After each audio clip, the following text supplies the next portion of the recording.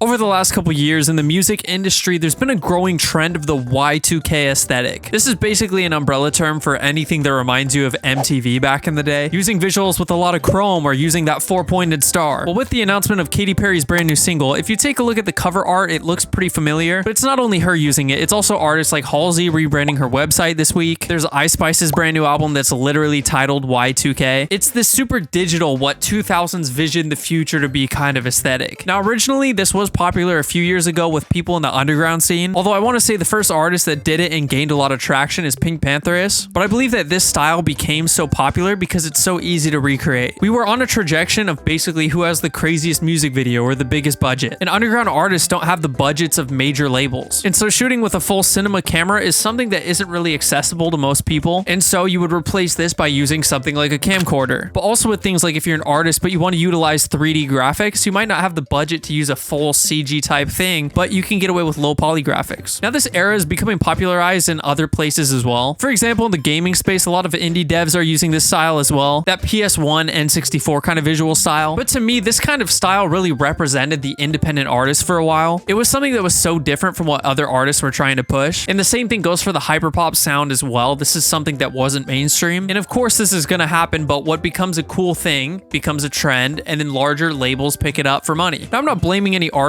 I don't think any style is off limits for anybody to use, and I don't even think any of them are using them wrong or offensively or in a way that would get me upset. I just think it's an interesting conversation to have, to look at how something that was so unpopular and started off a couple years ago picked up more and more, and now it seems like every major label artist is using it. It really feels difficult to make waves as a smaller artist these days, because if you have a good idea, it's going to be imitated by others because they're inspired by you. But then, like what's happening now, it just kind of gets taken over by the big monopoly side of things. I'm somebody that believes the visual identity of an artist is something that's really important. Of course, you have music to sell a story, but visuals is a whole different world to tap into. You can story tell so much, and you can really build upon a brand. So I think it's just a waste of potential for every artist to go with this aesthetic. I understand that it's trendy and it's cool to be trendy right now, but I'd really like to see some artists break out and really try to do something that's different from what everyone else is. Especially if you have such a large budget, there's no excuse not to try something new. But anyways, that's all my thoughts. Most of the people that get recommended my videos, yeah, I'm talking about you, aren't subscribed to the channel, and I'm actually about to hit 500, so if you want to hear me ramble about more stuff, if you hit that button, it would mean a lot. And that's all. Peace out.